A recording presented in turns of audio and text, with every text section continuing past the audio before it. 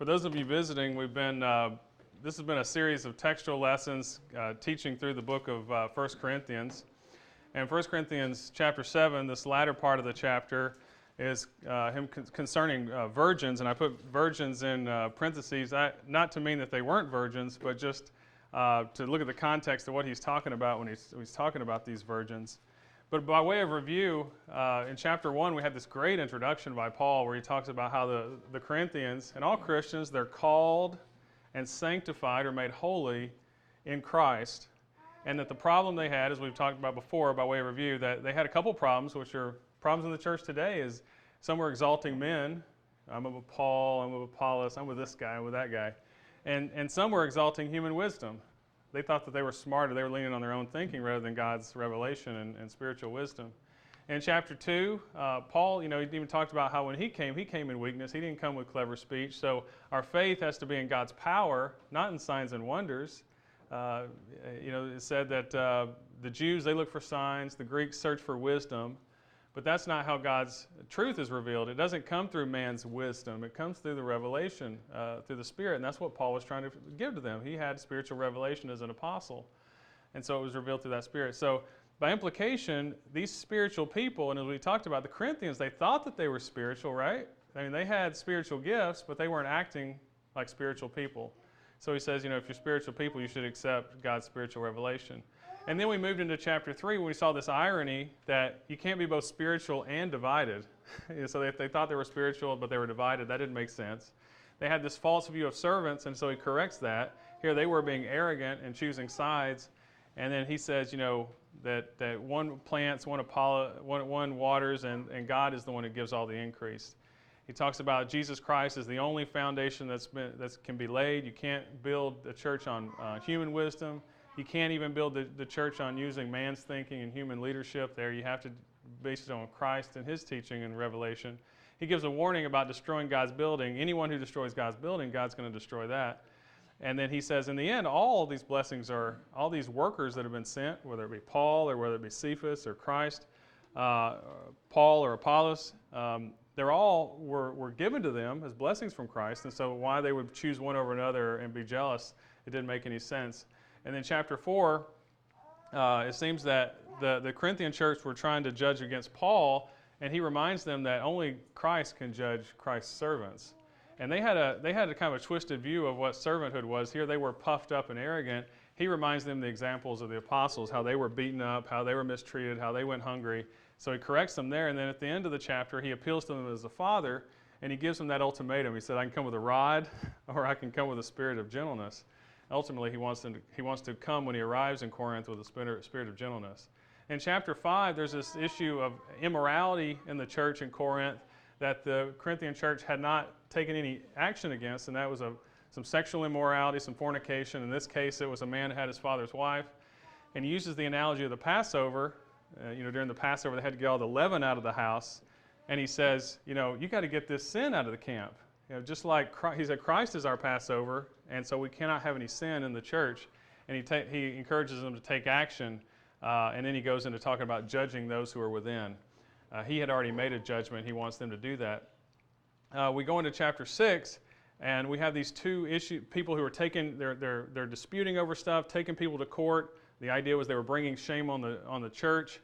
And he says, basically, if you're trying to win something against your brother, you've already lost before you even got your judgment heard, because it's just such a shame on you that you're doing this. And the irony was they thought they were so wise, but they didn't have anybody wise in the church to actually resolve this thing, so it was kind of a shame on the church. And then he gives this laundry list of wrongdoers, and by implication, defrauding each other by taking each other to court. It was implicating them as wrongdoers as well. And then in the latter half of the chapter, he gives these contrasts. You can be mastered by your desires, and he's alluding to sexual desires and other desires, or your desires for food and other stuff. He gives that example. You can either be mastered by the Lord, or you can be mastered by your body and its desires. You can be joined to your desires, joined to a harlot, sexual immorality, or you can be joined to the Lord. In our body, you can either glorify God with your body, or you can dishonor God with your body. And the idea was to honor God with the body, be joined to the Lord, not sexual immorality, be mastered by the Lord, and not our desires. In chapter 7, basic chapter 7 up to this point that we're going to talk about today, he was given several different addresses to the married. He was talking about celibacy versus sexual relations and how the married have an obligation to fulfill each other's sexual desires.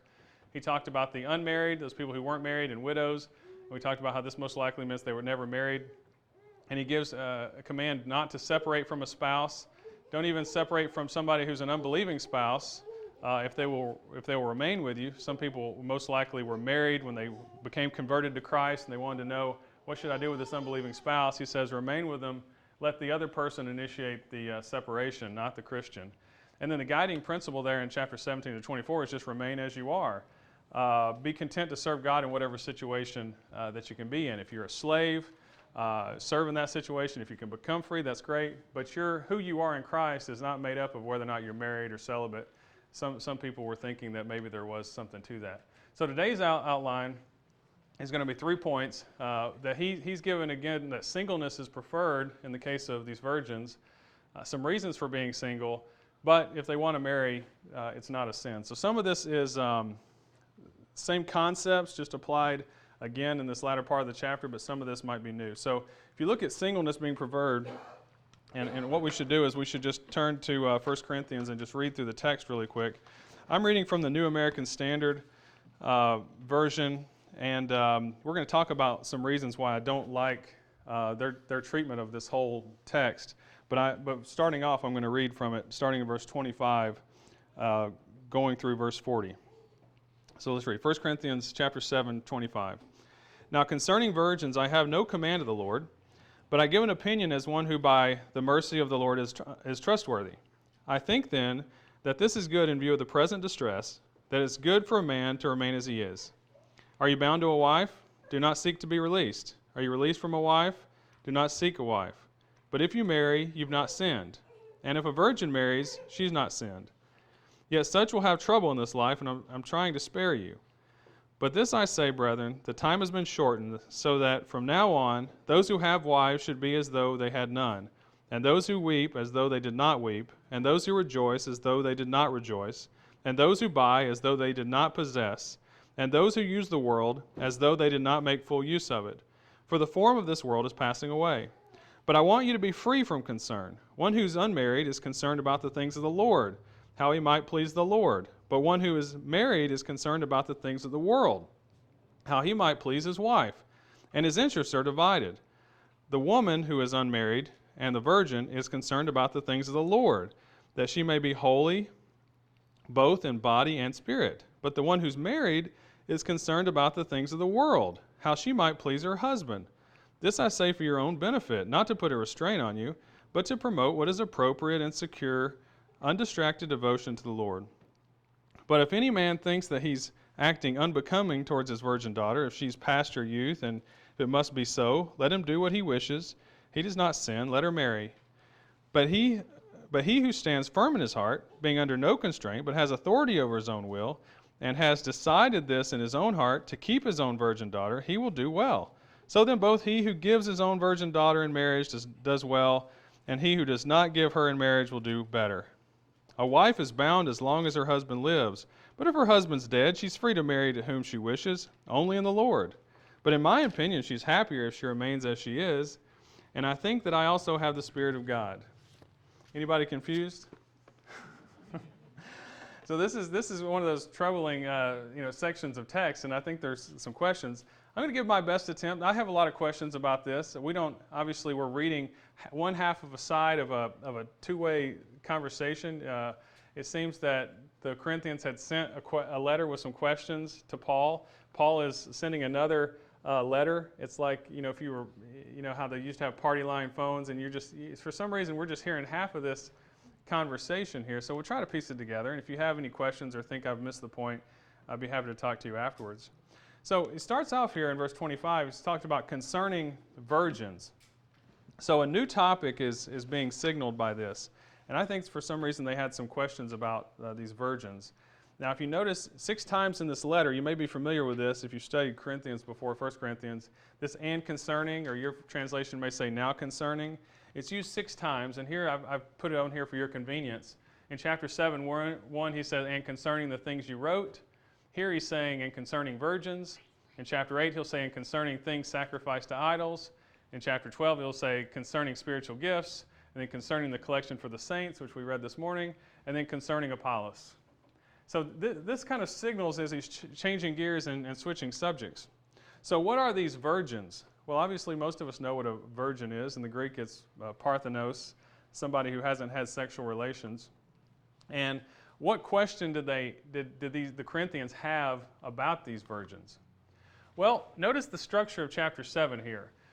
He first addressed the unmarried, and by context we learned that those were Christians that had never married. And then he talked to widows, somebody whose spouse is dead, Christian whose spouse is dead. And then to the married, Christians, and by context we learned that most likely that was Christians married to other Christians. And how we know that is because later he dropped down and he said to the rest, and talked about not leaving an unbelieving spouse, which that would be Christians married to non-believers. You see how he's addressing every kind of marital situation that might be possible, to the unmarried, to the widows, to the Christians married to Christians, Christians married to non-Christians, and then he comes down here concerning virgins. Now, I haven't really backed this up with evidence yet, but what I'm going to try to show throughout this lesson is I think in context he's talking about what should people do if there's these maidens who are already engaged. Should we keep them at home, or should they not marry, or should they go ahead and engage in marriage? He talked about what the unmarried should do, the widows, the people who are married, all these different situations, and he gets down here to concerning virgins. But in any case, they most likely ask a question about these virgins, and I want you to think about the possibility that some people were engaged, and they might have been forbidding these virgins to get married, thinking that they would be sinning by doing so. Now, I know that seems strange in our culture, but based on already what he's been talking about in chapter 7, we already know that some people were forcing celibacy on people, and even so, some people were forcing celibacy even in marriage. And that's why he had to say, don't defraud one another in your desires. So we get down here, and they had some questions about virgins. Now, when he says in verse 25, I don't have a command concerning this from the Lord, meaning this is not a matter of sin or not sin, but he's going to give his counsel. Okay? He said, I don't have a decree from the Lord, but I give you my counsel. Now, we need to think about this. We can't just dismiss an apostle's advice. That would be foolish, right? But it's not the Lord's decree. So you got to think about Lord's decree versus Paul's counsel. Now, when an apostle tells you something, he does have some authority because he's chosen. But disobeying the Lord's decree would be sin, whereas disregarding apostles' advice is not necessarily sin, but could be foolish. Because obviously he has spiritual revelation, and he's counseling them on the situation because of the present distress. He's going to talk about this further.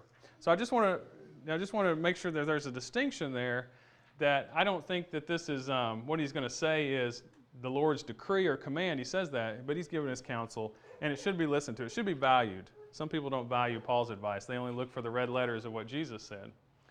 Now, further, he qualifies the fact that he can give counsel by saying, as one who received mercy from the Lord, to be trustworthy.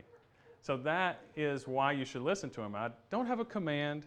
I'm giving you my counsel as one who has received mercy from the Lord to be trustworthy. So his counsel should be considered as trustworthy. Do you take advice from somebody who you can't trust?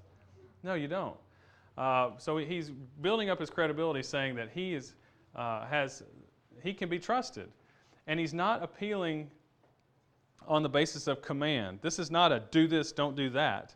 This is this would be better for you because I'm concerned about you. And this is what I want the best thing for you in this situation. So he's giving them the best advice he knows of what he thinks is good concerning these virgins. And so in verse 26 he says, I deem that this to be good. Now this is repetitive or a similar advice he gave all the way back in chapter 7 verse 1, where he said it's good for a man not to touch a woman. Now I think what was going on in Corinth is some people were appealing to celibacy and using Paul and saying, look at Paul. Paul's celibate. So Paul must think celibacy is good, and so we all must be celibate. And so he straightened him out in chapter 7, verse 1. He says, I agree that it's good not to touch a woman, but the married have an obligation. And here he's saying, I deem that it's good for virgins to remain as they are on account of the present distress. Really, in 7:26. But we don't know what that present distress is.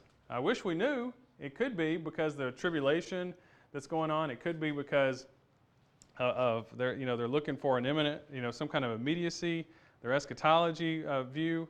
But I think maybe it's just the problems that occur in the relationship.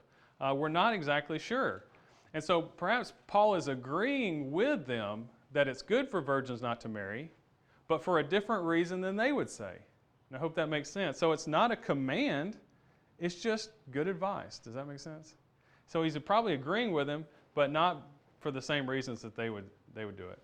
And in chapter 7, verse 27, this is what we need to take a look at here, because what does this verse actually mean? New American Standard says if you're bound to a wife.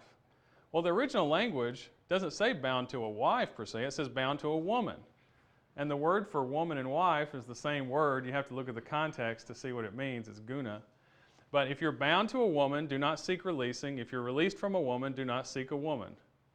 And it's a similar structure to what we see back in verse 18, where he talked about circumcision. If you're circumcised, don't try to reverse your circumcision.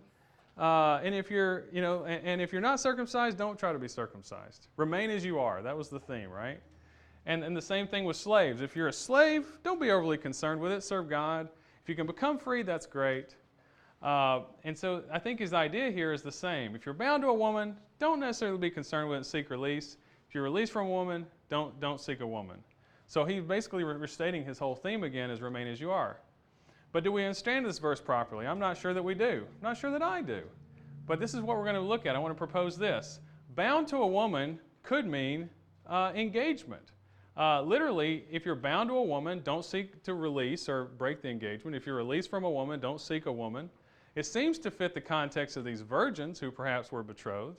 And so it would mean something like this. If you're engaged to a woman, don't break off the engagement. If you're free from such a commitment, don't necessarily seek to be engaged. Don't worry about this. Just serve God. But what happens if they do get married? Well, in verse 28 he says, and if you should marry, you've not sinned. Right? If the virgin should marry, she's not sinned. So the you here and the virgin, that's the betrothed couple. That's both sides of the betrothed couple. Neither party would be guilty of sin in marriage. And perhaps, in this situation, maybe the virgin doesn't have a choice. Maybe there's a young Christian woman.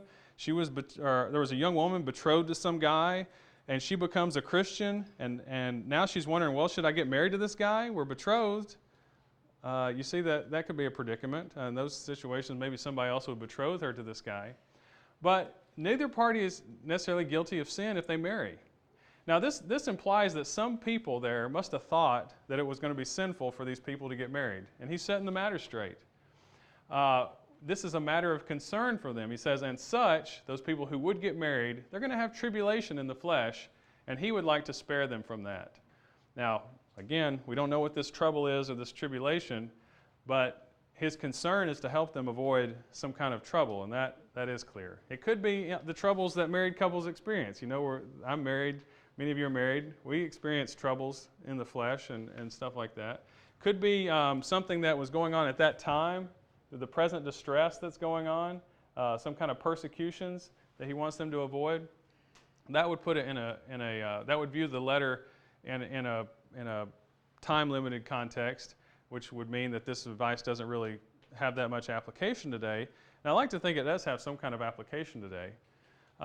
So depending on your take about that, we could discuss that later. But why might a Christian remain single? He's going to give some advice on this, some reasons for being single, in verses 29 through 35. He says, and this I say, brethren, the time has been shortened. Now that's a weird phrase. The time has been shortened as to the rest.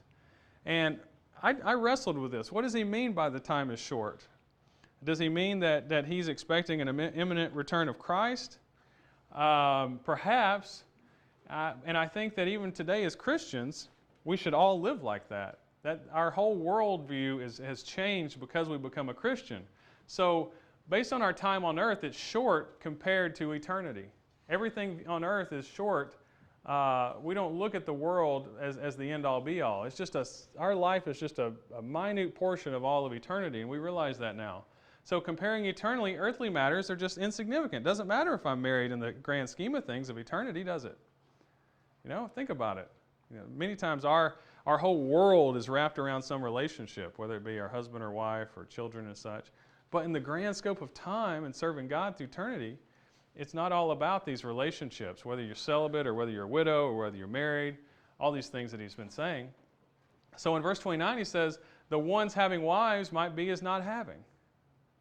Now, I don't think he means that they don't have a wife. I don't think he means that they're not having relations with their wife. It's just they are looking at this thing properly in comparison throughout all eternity. That's their proper Christian worldview. The ones crying is not crying.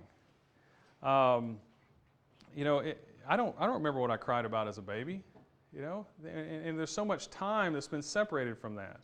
And when I look through the corridors of time, it's not going to matter. All our pain and sorrow and everything that's going on now doesn't really matter in the grand scheme of things.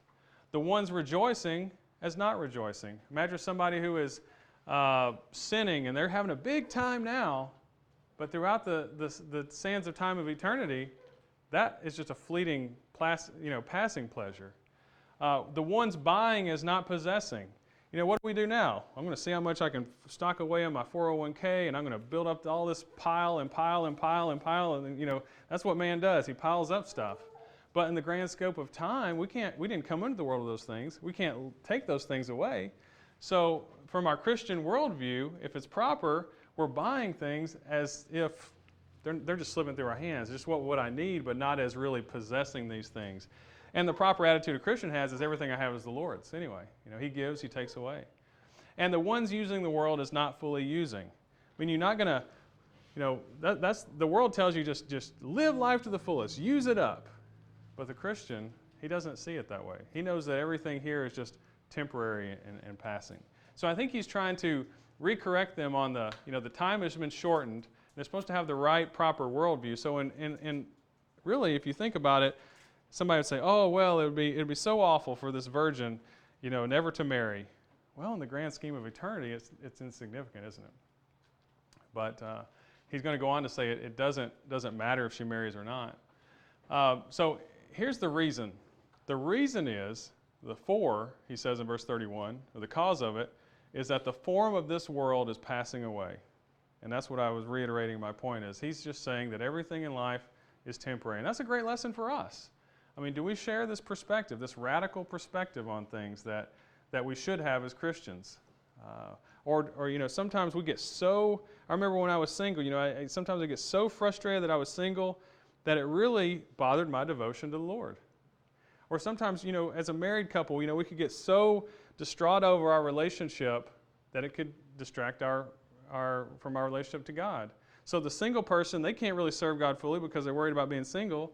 And the married person, maybe they're so distraught about being married that they're distracted and they can't serve God fully. And ultimately, we need to have this worldview that the relationship should not affect our service to God. And we oftentimes we get concerned over the things of this life. And I think that's what he's trying to point out, that we shouldn't do that. That's what he's trying to spare them from in verse 32. He says, I desire you to be free from this care. The unmarried cares for the things of the Lord, how he might please the Lord. He's talking about the unmarried man, the one who would not take that virgin as the wife. And he says, the one having married, he cares for the things of the world, how he might please his wife. Now, that's not sinful. It's just the way it is, right? I mean, now I married Fiona. I have to make sure that she's taken care of. It's not sinful. That's my responsibility as a man, as a Christian. But if I was single, I'd have more time in a day that I could devote to the Lord. And in verse 34, he says, he has been divided. That just means his time has been divided. That doesn't mean like it's sinful to do either one. He's just saying naturally that you shouldn't be worried about these things, that it's naturally what happens is you get divided, your attention gets divided.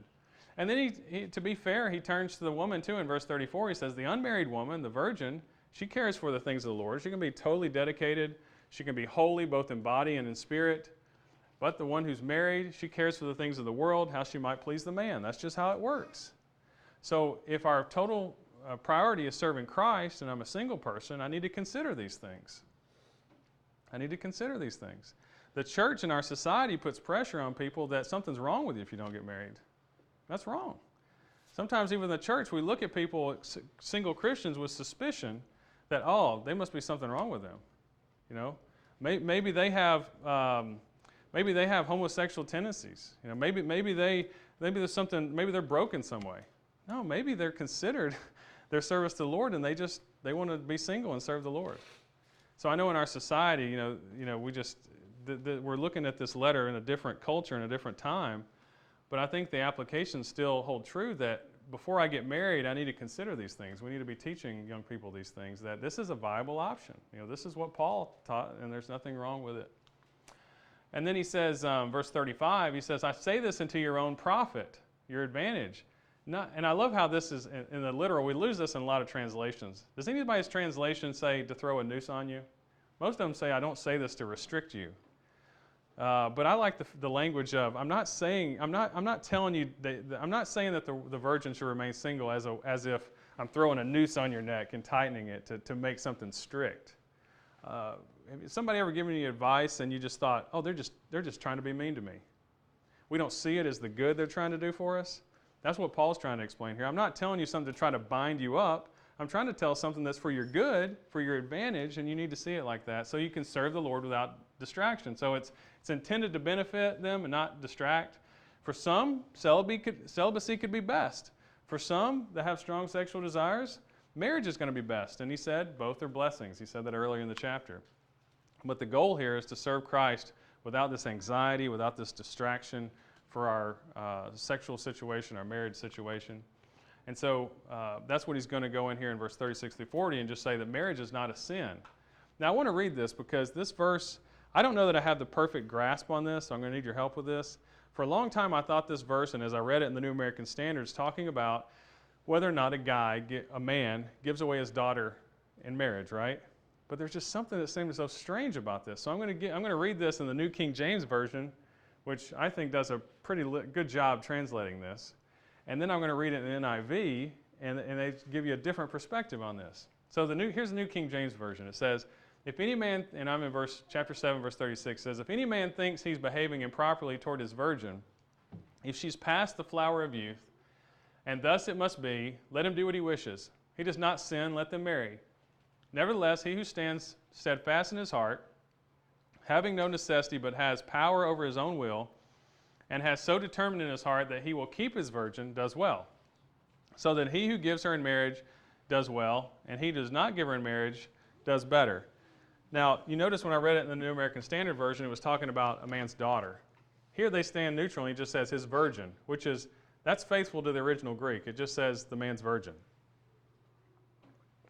Excuse me. So we have two possibilities I want you to consider. If a man has a virgin, it could be his daughter, but it could also be his the woman he's engaged to. And the NIV renders it that way. I'm not a big fan of this translation, as a whole, because I like literal translations. But I think that they did a good job on fitting the context of this.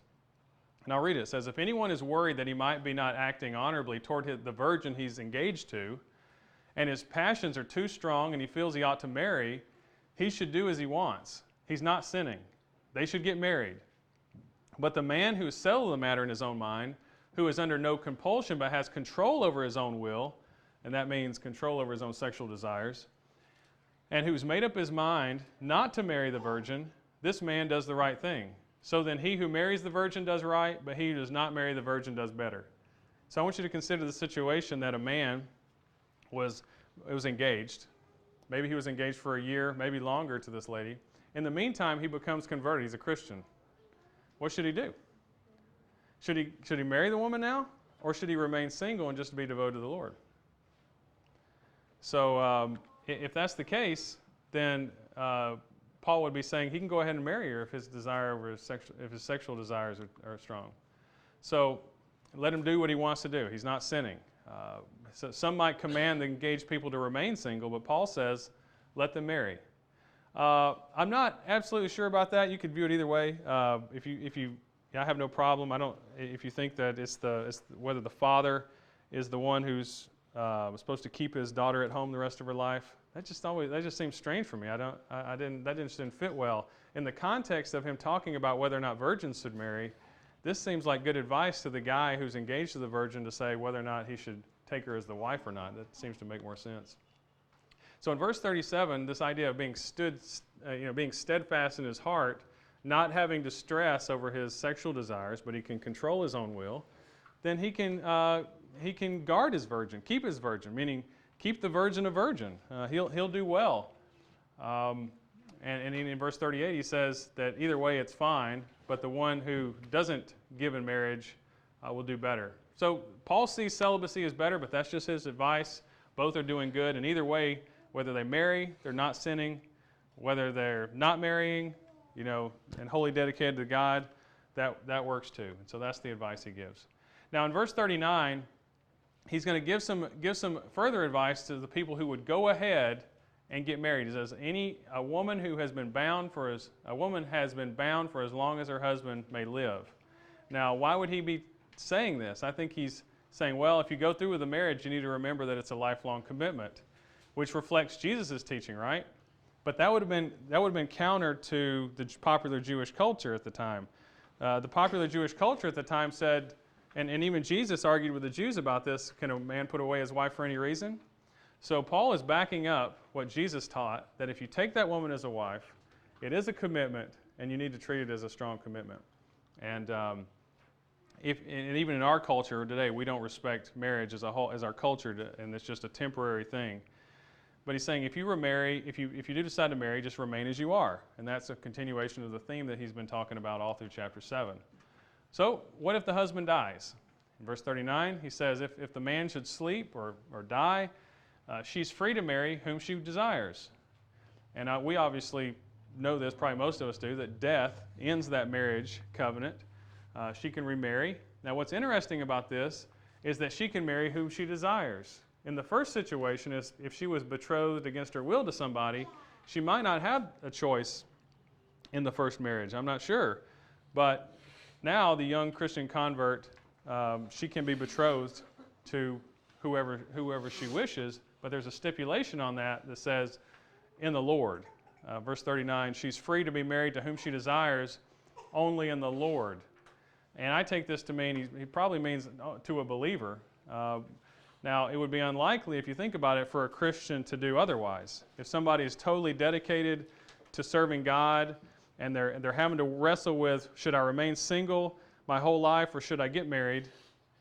If that's your mindset, should I remain single and just serve God or should I get married? Well, if you get married, wouldn't it be better to stay single and serve the Lord than to be bound and to this unbeliever? So most likely, a Christian wouldn't choose to marry an unbeliever anyway. And this seems to be consistent with what Paul teaches in the second letter, 2 Corinthians chapter 6, 14 and 15, where he's saying, what business does a believer have with an unbeliever? Being unequally yoked. And so I see that being consistent there. But his overall advice in verse 40 is that the widow would be happier if she would just remain as she was. There can be a situation where a man dies and the widow still has strong sexual desire, and we know that it's no problem if she remarries. In fact, we learn about that later. He's going to talk about that. But here, his opinion is that you'd be free from trouble and free from distraction from serving God if you just remained as you were. So we need to also consider that this advice is viewed in light of this present distress and this tribulation, which we don't know a lot about. But we also need to respect the fact that Paul is guided by the Holy Spirit here, so his judgment should be counted as trustworthy. So that's the lesson for today. I know that it was maybe a little technical in detail. I appreciate you staying with me and not falling asleep on me. If you have any questions about this, probably the main thing that you may not have heard before would be the idea that this is talking about a man and his engaged fiance rather than a father virgin daughter situation. And we can look at that in more detail if you want to know more. But what I want us to think about today is, you can ask me questions, is are we serving God fully without distraction? Have we let our situation, whether or not we're single, overcome us to a fact that where we can't even really just focus on what we need to in this life to serve God? Or have we let our marriage situation just consume all of our time and all of our thoughts and all of our resources to where we're really not providing any service to God? Either one of those would be wrong because God wants to be first in our life. He wants to be where we put our time and attention and our full devotion. There's nothing wrong with being married, but there is something wrong with not putting God first in our life. And I think this whole chapter is addressing that idea where Paul is trying to get them to realize that devotion needs to be first in their life, and they don't need to be concerned or anxious over these situations. So my question to us this morning is, if we're not putting God first in our life, if we let our relationships or our lack of relationships get in the way, let's re-up. Let's commit to Christ. If we're a Christian this morning, let's reprioritize. If we're not a Christian, we need to realize that is what God is calling us to do, is to put Him first. And I hope that if you're not a Christian and hadn't considered that you would commit to doing that. And if there's something that we can do for you this morning, we invite you to make a commitment to God or to recommit to God. And if we can pray for you in any way, we want to make that offer available. We'd ask you to come and make that need known as we stand and as we sing.